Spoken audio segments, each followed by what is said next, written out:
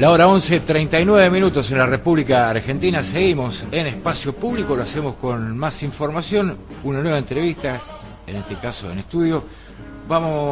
Tenemos el gusto de recibir a Edgardo Pacho Bartomioli para hablar del Calbuco, este volcán que ha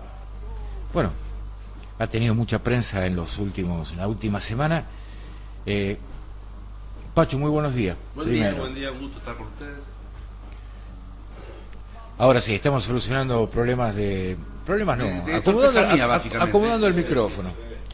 Es que son muy lindos estos Al otro revés. Qué lindo. Ay. Gracias, Lalo. Sí, son de nueva generación para mí. Sí. Bueno, ahora sí. El Calbuco. Efectivamente. Bueno, la verdad que no tenía el gusto de conocerlo, Calbuco. Yo he trabajado, como vos sabés, en temas humanitarios muchos años, y el tema volcánico lo manejo por una relación casi personal. Yo diría, en quechua le ponen nombre como si fueran una familia, los volcanes en Ecuador, donde estuve, donde hay un dicho que se dice en Ecuador que cada loma es un volcán, ¿no? Y digo, tuve casi una relación familiar porque estuve del año 99 al año 2008 acompañando el proceso eruptivo de un mismo volcán que se llama Tungurahua, y eso le llaman la mama Tungurahua por la historia de relaciones que tienen los indígenas con la familia de los volcanes en Ecuador. Y precisamente en Ecuador hay 3 volcanes peligrosos, o muy peligrosos, que es el Tungurahua, que es el Chimborazo, y ese Cotopaxi. Y aparentemente este Calbuco es uno de los 3 volcanes más peligrosos que existían en el sur de Chile, aparente casi un centenar de volcanes que hay en el sur de Chile. El tema de los volcanes, ¿por qué digo esto? Porque son los 3 más importantes. Porque no todos los volcanes se pueden monitorear. Primero sería una cuestión de... Hablan que en Chile hay 2.000, yo no sabía que había, lo escuché estos días, que había casi 2.000 volcanes. Los volcanes necesitan un sistema de monitoreo que lleva un proceso y tiene costos. Y yo terminé trabajando, incluso haciendo algunas conferencias en conferencias de volcanes, una cosa que se llama Ciudades y Volcanes. Estuve como coorganizador y, bueno, yo hablaba de una cosa que le denominábamos la articulación científica comunitaria en tema de la relación de las ciudades y los volcanes. Digo porque no soy geólogo, o sea, no voy a hacer respuestas que sean geológicas. Uno conoce un poco de cómo funcionan las placas, de que el magma es piedra incandescente que está en el suelo debajo de la tierra, y que los volcanes erupcionan por un proceso de gasificación de material incandescente. Nosotros, me acuerdo cuando era pibe, cuando yo viví, uno salió de Casilda, y yo me acuerdo mi primer viaje al exterior, a los 15 días viví por primera vez, a los 30 y pico de años, un sismo. No entendía nada, cuando se te mueve la tierra y no sabes por qué. Y luego fue mi primera relación con este volcán. En ese momento fue el año 99, hubo un proceso eruptivo de 3 volcanes en Ecuador. Uno, el Guagua Pichincha, le llaman Guagua, pero por el niño, que está en la capital, en Quito, y el Tungurahua.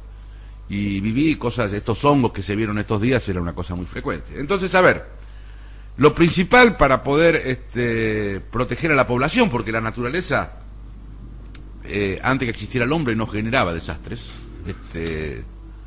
El tema de lo que pueda producir daños a la gente, en este caso la ceniza, es porque hay gente cerca del volcán. Si bueno le ponen, por ejemplo... Claro, el volcán ya estaba. Y en Ecuador hay un volcán que se llama Reventador, y está en el medio de la selva amazónica, donde no hay población cercana. Generalmente el daño que hacía ese volcán era el tema de dañar unos oleoductos, ¿no? Pero no, y generaba un problema en un país que vive del petróleo. Pero al no haber población cercana, nosotros no le prestábamos atención. Mi trabajo era humanitario. Entonces, primero la importancia del monitoreo. ¿Qué es el monitoreo? Bueno, no es una cosa de otro mundo. Se ponen sensores sísmicos. Lo primero que hace un volcán cuando hay movimiento de magma debajo de un volcán, se producen pequeños sismos, como si hubieran pequeños terremotos. Otra técnica que se usa mucho es el tema de un tipo de GPS Sabemos que el GPS mide puntos, pero más allá de llevarnos en el auto, mide distancias también. Y los GPS se ponen, incluso ahora se están poniendo en algunas pruebas, intentando poder predecir una de las únicas amenazas a la humanidad de origen natural que no se pueden predecir, que son los terremotos. Pero para que la gente lo entienda brevemente, quiero ser muy claro y tratar de hablar con un lenguaje de fácil comprensión, no muy técnico. Lo que permiten el GPS es medir la hinchazón de la pared del volcán. Entonces vos ves que las distancias se achican, porque aunque a simple vista no se vea, el volcán se hincha cuando hay presión desde abajo. Y después están los detectores de lajares, porque es un tema, los detectores de lajares miden lo más peligroso que tiene un volcán. No es lo que nos enseñaron cuando éramos chiquitos, veíamos las películas, que es la lava. La lava es el magma una vez que sale fuera, pero la lava tiene, para que tengamos una idea, muy baja velocidad. Es piedra incandescente que va surgiendo. Lo más peligroso que tienen los volcanes son los flujos piroclásticos. Lo que se ve en la chimenea no es más que nada que cuando el volcán... Hay otra cosa, no todos los volcanes son cónicos, y este no era cónico. La gente tiene la idea de hacemos dibujito de que eran cónicos. Generalmente los volcanes tienen millones de años y han vivido distintos procesos eruptivos, entonces van perdiendo parte de su forma y se terminan siendo amorfos, como este caso. Entonces cuando, no es un volcán porque uno va paseando y porque no tiene conito. Y después los volcanes que están muchos años inactivos se van generando una suerte de callosidad, para poner un nombre, que son piedras de adentro. Se producen estas fuertes explosiones cuando el magma sube bruscamente y muele toda esa roca que está afuera, en el cono, y es lo que se despeja. Lo que se despeja, si vos lo llegás a ver de noche, es un polvo incandescente, que es lo más peligroso. Ese flujo piroclástico, cuando baja a 600, 700 grados de temperatura, o 500. Puede provocar incendios. Sí, pero aparte, si hay gente cerca, la calcina. Que te pase un gas de 500, 600 grados, Hubo algunos documentales muy interesantes que vi hace unos últimos años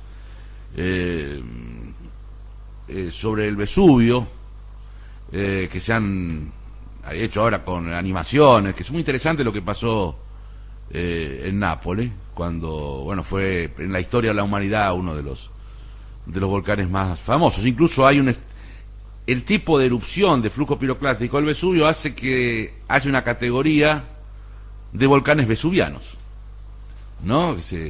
Los otros son los estrombolianos, que son también, por el tipo de explosión, los más peligrosos.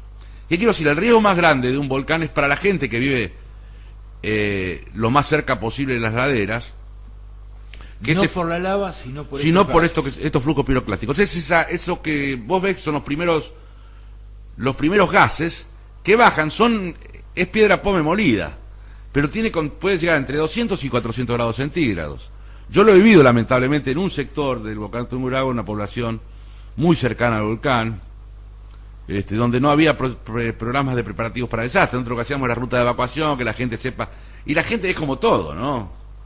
No hay nadie que conozca más de su tierra que su tierra. Yo siempre voy, visito países, ya cada vez menos, pero yo voy a aprender de eso. Yo no le puedo explicar a alguien. Bueno, y la gente que vive, yo incluso hay una publicación que hicimos y hay un video, que no sé si lo habrán subido a YouTube las instituciones con las que trabajé, que hablamos sobre el proceso eruptivo de este volcán del Tungurahua, porque es llamativo. Los volcanes generalmente se apagan en corto o mediano plazo. El Tungurahua lleva casi 15 años en proceso eruptivo, con un proceso de alta explosión, y después hay una cosa que se ve, que son fumarolas de gas, de vapor de agua. Llueve, eso queda acumulado ahí, el magma hace del agua el vapor y sale vapor de agua. Lo más peligroso son los flujos piroclásticos, que bajan muy pesados.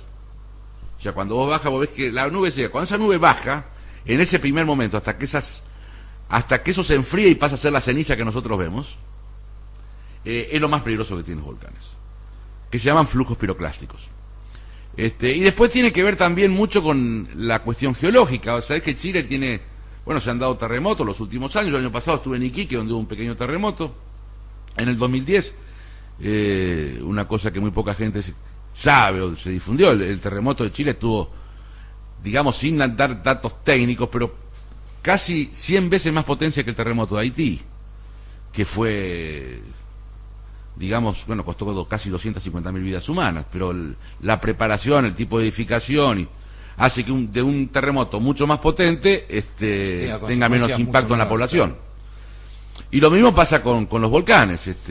Hay países que viven con los volcanes, incluso este volcán que yo te hablo, el Tungurahua, con el que yo digo tuve casi una relación, porque he vivido sus explosiones, he vivido rescate de personas. Cuando vos entrás con una camioneta, como se ve el otro día, si te llenás de lodo, porque ese es otro tema. Hay un caso muy muy tradicional que fue el Nevado de Ruiz. Nosotros éramos chicos, yo ya estaba en la Cruz Roja de Casilda, y el Nevado de Ruiz sepultó una ciudad entera que se llamaba Armero. Fue muy famoso porque mostraron durante muchos días a una chiquita, no sé si vos te acordás, bueno, que se le mostraba medio cuerpo, que había quedado sepultada, que al final terminó falleciendo la nena. Bueno, ese fue un volcán que el lodo, o sea, el barro que produjo la lluvia posterior inmediata, sepultó una población de la capacidad de Casilda, casi de 40.000 habitantes. Entonces hay distintos tipos de problemas que pueden tener un volcán, pero todo en función de la proximidad. Acá estamos hablando de que Bariloche está a 100 kilómetros, esto estamos hablando, por ejemplo, el Tungurahua tiene un OBT, un OBT es una casa que hace de observación permanente 24 horas, con turnos de vulcanólogos, estudiantes de geología, del Instituto Politécnico Nacional, del Instituto, de la, ¿cómo sería acá? La tecnológica, digamos, ¿no? El Instituto Geofísico de la Escuela Politécnica Nacional del Ecuador. La gente que estaba estudiando vulcanología, geología o expertos en temas sísmicos, hacían guardias de 24 horas en una casa que estaba más o menos a unos 15-20 kilómetros del cráter y tenían visualización. El proyecto que yo tenía, le poníamos cámaras que ahora son muy famosas, hace 15 años eran tan famosas, estas cámaras mucho más grandes que las que hay en Casilda, pero que te permitían ser resistentes. Antes no había muchas cámaras de fuera que fueran resistentes. Entonces, en ese monitoreo había de todos los perfiles de volcán, de los 4 puntos cardinales, observación permanente durante 24 horas, porque debajo había una ciudad turística con, no sé ahora, en aquel momento tenía 25-30.000 habitantes, baños de agua santa, una ciudad muy turística, y en algún momento se la evacuó toda y después a gente no se le dio solución en un momento de crisis política muy grande, cuando estaba Yamima Wald de presidente, y esa población hasta que esa gente volvió sola, porque habían perdido toda forma de... Entonces el problema más serio es para la gente cerca. Y después algunas cosas que tienen vinculado, no quiero extenderme mucho, que tienen que ver con la producción. Esa ceniza en principio, por cuestiones respiratorias, mata al ganado. Otra cosa, depende del tipo de construcciones. En aquella zona andina, estamos hablando de población indígena, ellos hacían una especie de techo de teja doméstica, y el peso de la ceniza en las proximidades hacía que las casas se derrumben. Hay muchos problemas. El tema de la ganadería, la agricultura generalmente tiene primero un proceso de destrucción, pero después esa ceniza suele ser abono, y después vienen grandes producciones en zonas donde hay ceniza. No hay mejor abono que la ceniza volcánica. Y lo que respira la gente, el problema es el grosor, ¿no? Que puede hacer daños importantes en los pulmones, mucho más a los que están cerca si llegan a respirar esa ceniza con cierta temperatura todavía. Entonces, en el caso del carbuco ahora no es tóxica, sino que genera ese inconveniente respiratorio producto de las dimensiones, lo que le termina pasando al ganado que vos mencionabas recién. Claro, sí, lo más peligroso en este caso es la ceniza.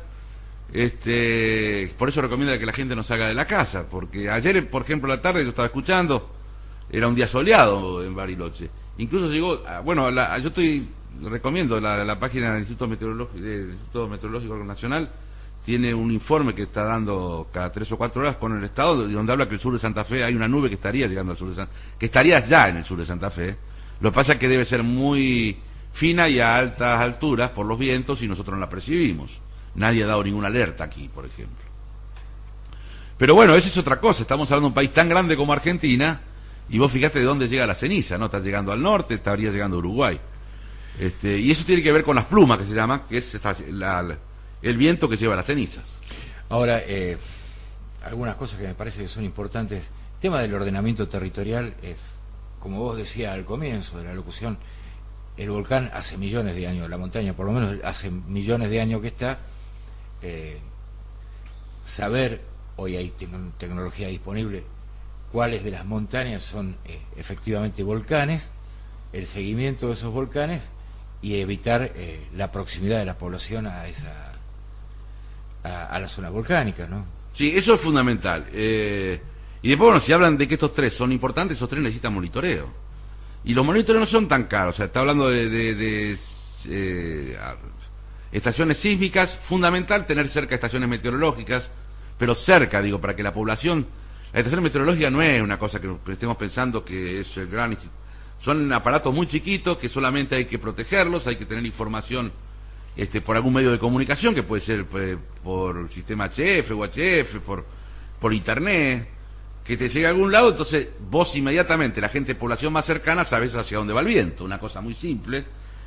Estos sensores sísmicos, que son los que miden, cuando vos ves que hay sismos que son imperceptibles, pero en el caso, o sea, que la gente no lo siente, no le va a temblar el piso a la gente, pero en términos de volcanes vos ves que hay un movimiento diferente, y quiere decir que ahí adentro el magma se está moviendo. Digamos, para darte un ejemplo, digamos, una categorización muy clara, los volcanes permiten generar sistemas de alerta temprana, cosa que los terremotos no.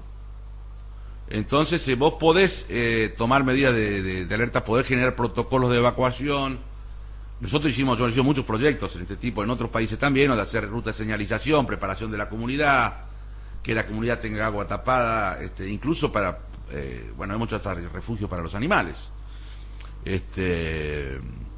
Y después tener forraje guardado, cosas que se pueden hacer, porque si vos tenés, si hay gente que vive, quizá aquí no pasa en el sur de Chile, pero en los países donde yo he trabajado hay gente que toda su riqueza son 2 vacas. Entonces, yo me acuerdo de una anécdota que cuento siempre en Colombia, después del terremoto de Armenia, se hicieron un plan de viviendas y en una casa había un caballo, y la gente vivía en la carpa afuera, porque para ellos todo su medio de vida, eran como si fueran cartoneros acá, iban juntando cosas y era su caballo. Si perdían el caballo, perdían todo medio de vida. Claro. Entonces, mientras iba haciendo la casa, ellos vivían en la carpita y el caballo estaba protegido por los ladrillos. Y parecen cosas que este tipo está loco lo que dice. Bueno, para esa gente eso es todo. Entonces, tener forraje guardado, en procesos... cuando empieza, se pueden dar alertas. Los volcanes permiten dar alertas. Aparentemente, yo me acuerdo... cuando yo estaba aquí en Argentina, en la curva argentina, en Buenos Aires, creo que fue Jackson, que ahí por los 90 que también llegamos, mandamos barbijos y todo esto. Después ayer lo que se habló, después se desmintió, era que hubo ciertos abusos en cuanto a los precios para la gente. Pero bueno, algunos desmintieron. Las avivadas de siempre. Bueno, hay imágenes, ¿no? Los barbijos que se vendían a 5 pesos pasaron a venderse a 55 en Bariloche.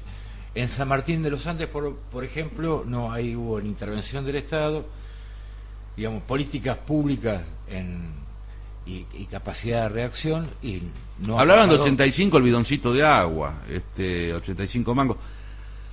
A ver, hay palabras que no se pueden decir por radio para la gente que hace eso en situaciones como esta, ¿no? A mí me dio mucha bronca, definitivamente mucha bronca. Después lo negaron a una radio de Bariloche diciendo que eran cosas de los porteños. Bueno, siempre ocurre esto, pero la gente que conoce Bariloche, yo hace años que no voy a Bariloche, pero yo conocí Bariloche laburando, entonces en derredor de Bariloche hay mucha pobreza también. Bariloche no es el centro cívico, hay mucha migración chilena, hay situaciones no, bueno, de no mucha riqueza en la ciudad de Bariloche. Entonces hay gente que seguramente no puede tener 85 mangos para comprar un bidoncito de agua. No, seguramente, pero una cosa que me llamó la atención a mí fue el destrato informativo. Destrato me refiero los primeros títulos que salieron apenas entró en erupción el Calbuco, fue después de 43 años entró en erupción el Calbuco. 43 años en tiempo geológico es... No es nada. Absolutamente nada. Mirá, hacen algún cálculo de predicción. Hay un tema que yo espero que no pase pronto. A ver, la tierra abajo se conforma de placas. En esta zona hay una placa que se llama subducción. O sea, las placas tectónicas están chocando y una se mete debajo de otra. Lo que tiene el sistema volcánico es que entre medio de esas placas hay magma. Y se hace una pequeña filtración y eso sube por el tema de los gases. Pero, por ejemplo, en lo que sería el sur todavía, ¿no? Porque hay algunos problemitas limítrofes, el sur de Perú y el norte de Chile, hay una acumulación de energía de placas que se prevé, porque no lo podés predecir, que cuando ocurra un sismo, puede ser de una magnitud extraordinaria, digamos. Uno aprendió muchas cosas en esto, y yo incluso, te digo, he hecho varios abstractos sobre el tema de la articulación científica comunitaria en temas geológicos, porque, por ejemplo, yo me acuerdo, hay unas cosas que se llaman enjambres sísmicos, y yo me preocupé y hablé con, un gran amigo, Hugo Yepes, que es uno de los vulcanólogos más importantes del mundo, ecuatoriano, y él me decía, no, es mejor, digo, yo estoy todos los días, hermano, que me estoy sacudiendo. Sí, pero quiere decir que va liberando energía. Es como que la acumulación, que el día que salga... Entonces, mientras se den pequeños esos enjambres, que son todos los días un sismo de 2, de 3, son de 2... pequeños ajustes del sistema que va haciendo... Claro, se va acomodando la placa y no te genera la ruptura. Yo anoche llegué a casa y publiqué inclusive en las redes sociales cuando vi, yo mido 2 o 3 cosas. La magnitud en la escala de Richter era 7.9 en Nepal y 35 kilómetros de profundidad. Cuanto más superficiales son, más daño causan en la población, digamos, ¿no? Hay que ver después qué población hay, a la distancia de las grandes capitales. Bueno, y esta mañana me quedé hasta la madrugada, tarde ya, viendo la información en Nepal. Pero eso es lo que pasa y se está hablando. ¿Por qué te digo esto? No se puede predecir cuándo va a erupcionar un volcán, tampoco se puede predecir dónde se va a ver un terremoto. Lo que sí se están viendo, si vos ves que hay 200 o 300 años que en una zona donde hay placas de subducción, o sea, que están chocando permanentemente, como yo hago siempre el ejemplo de las manos, 2 manos haciendo fuerza, una pasa por abajo y eso rompe la placa, y en tanta acumulación de energía que se genera debajo de la Tierra puede generar sismos de magnitudes extraordinarias. Estamos hablando, de 8 o 9 en la escala Richter, que son más o menos lo que produjeron el tsunami en Sumatra en el 2005, el de Chile, que fue muy importante en el 2010, con menos magnitud, pero que es otro tema, por eso el tema de la vinculación con el hombre, con un grado de desarrollo, y yo te puedo asegurar casi, lamentablemente, entre medio terrible desastre. Cuando yo estuve en Haití, ver las construcciones era cal, edificios de pisos, no sé, cal con 4 fierritos. ¿Y cómo cree que la gente no se muera? Yo he visto muchas cosas en este trabajo y ver, qué sé yo, en el terremoto 2007 en Pisco, Perú, el hotel principal donde iban todos los turistas, que era de 5 pisos, quedó de 1, los otros 4 cuando vimos a ver las columnas, eran columnas que no tenían piedras, era solamente cemento con fierritos, 2 fierritos media pulgada que sostenían 5 pisos. Y ahí murieron todos extranjeros, pero era teóricamente el lugar más seguro porque era el hotel, no sé si llegaba a 3 estrellas en Pisco, y el resto del centro colonial de Pisco era de barro, de adobe, y la catedral era de adobe, donde estaban haciendo una misa de santos difuntos y murieron 150 personas. Se desplomó la iglesia, el único que se salvó era el cura, porque justo la parte de la pared que estaba detrás del altar era nueva. Digo, cosas que pasan, son pequeñas anécdotas para ver que esto, acá de lo que se trata es del ser humano. Nosotros no vamos a modificar a las rocas. Por eso ya no se habla de desastres naturales. Yo siempre digo, los desastres no son naturales. Pueden ser de origen natural, pero lo que provoca el desastre es la presencia del hombre. Y en muchos casos el hombre ayuda mucho a eso, ¿no? Por una cuestión paisajística, haces un pueblo, metes un hotel 5 estrellas enfrente de un volcán que no sabe cuándo va a erupcionar. Lo que pasó, hoy hay grandes campañas, por lo menos, siempre que pasa algo viene la prevención, o la reducción de riesgos. O sea, hoy se hacen evacuaciones tipo simulacros en los grandes hoteles 5 estrellas, en los lugares, para que la gente se aleje del mar, después de que pasó lo de Sumatra, que también llevó más de 200.000 vidas. Y en esto la actividad política tiene un rol fundamental. El Estado, sí, yo lo hablaba los otros días. Perdón, el tema de a dónde se ubica la gente, si hay un ordenamiento territorial, no permitir que la gente, ya sea por necesidades económicas, porque desarrolla así su actividad económica de subsistencia, o por aquellos que, por el contrario, en el otro extremo hacen fuertes inversiones por cuestiones de orden turístico, con mucho dinero, pero que ese dinero no les garantiza que puedan ponerse a salvo de... Yo lo vi muchas veces en mis peleas con el intendente, bueno, ya llaman el alcalde de Baños de Agua Santa, porque yo hacía con los científicos el tema de los mapas de riesgo y él me los escondía para que no se lo demos a los turistas, ¿no? Ese es un ejemplo claro.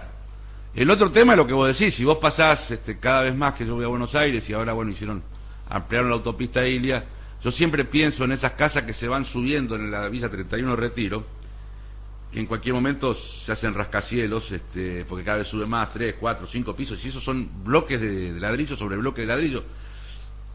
Uno, no le voy a faltar respeto a ningún ingeniero estructuralista, pero no hace falta ser ingeniero, ni siquiera maestro de obra, para darse cuenta que esa casa no tiene ninguna columna, ninguna viga. Son ladrillos sobre ladrillos, tienen 5 pisos, y yo digo, bueno, si esto se va a pasar en un país con algún problema sísmico, ahí no queda nadie.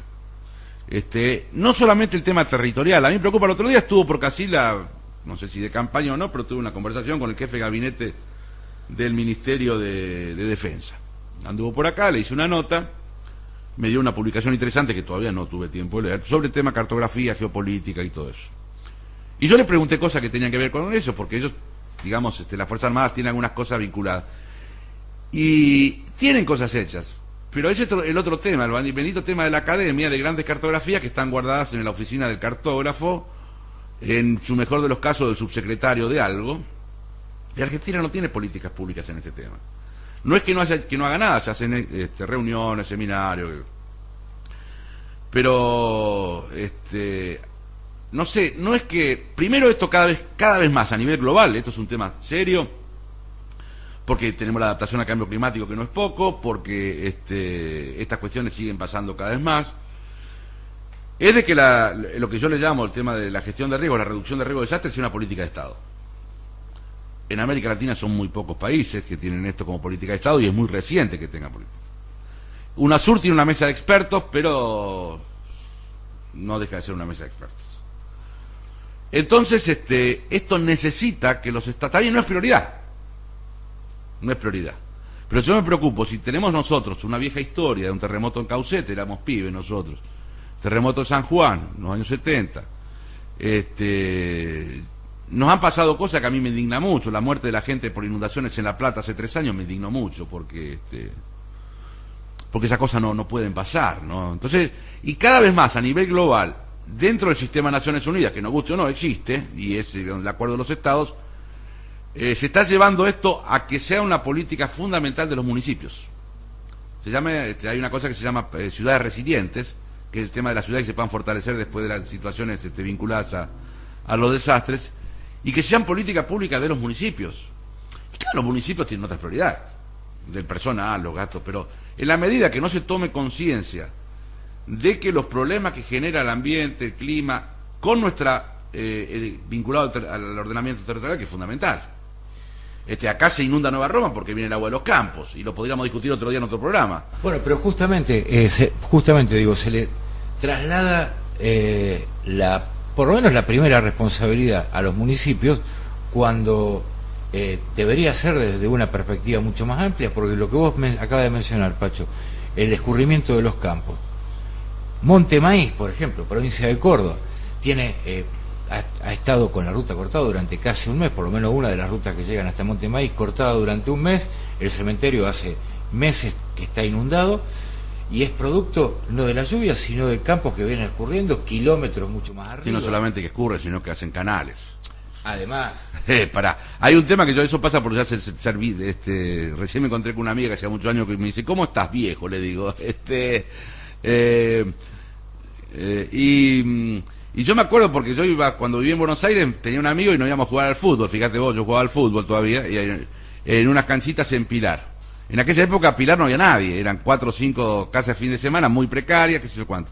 Cuando empezó a surgir en los 90 este caso de nuevos ricos y toda esta cuestión, Pilar creció extraordinariamente. Hoy están, yo diría, casi toda la clase media alta y alta de la ciudad de Buenos Aires, o que viviendo en countries, ese viejo ejemplo de esa película que tanto recomiendo, que a algunos actores no me agradan, que es el tema de la viuda de los jueves, cómo esos nuevos jóvenes que terminan ahí viviendo en un country y todo eso. Bueno, toda el agua de esos country de Pilar van para el río Luján. Jamás inundaba Luján. Ahora el agua llega a la mitad de la catedral. Y todos los pobres que viven en la ladera del río Luján los tapa el agua y les destruye las viviendas. Eso es producto de falta de ordenamiento territorial. Claro, lo importante es que los country no se inunden, pero mandan toda el agua para Luján. Cuando vos ves que se inunda Luján y la gente no informa de dónde viene el agua, dice se inundó Luján. Acá nos pasó, teníamos una cartografía espectacular hidráulica sobre la inundación en el Paraná, y a Reutemann se lo llevó puesto el salado. Digo a Reutemann porque estaba él en la gestión y nunca se le preguntó a nadie que podía haber inundación por el salado. Entonces son cosas que tienen que ver con políticas públicas, tienen que ver con política de Estado, tienen que ver, yo decía, bueno, a ver, si acá se está inundando Nueva Roma por el agua de los campos, saquemos una foto aérea, si tenemos un aeroclub, vamos con un avión, tiramos una foto y vemos, y si hay que cobrar alguna multita, con todo cariño y con todo respeto al colono que manda el agua para la Casilda, se le dice, ¿no? Estas son cosas que parece que porque no están en la agenda o porque no son... Por eso hablo siempre yo de planificación estratégica, de que las ciudades tienen que tener planes de desarrollo, que hay que tratar de evitar en todo concepto la improvisación, y que estas cosas, hoy más que nunca, aunque parezcan una tontería, tienen que ser parte de las políticas de Estado. El tema de adaptación a cambio climático, el tema de reducción de riesgo de desastres. Este año se hacen 2 conferencias muy importantes sobre este tema. Y espero que los países participen y definan cosas importantes también. Pacho, muchísimas gracias por venir. Nos pasamos 10 minutos de la hora, estábamos... Yo hablo, si no me callan...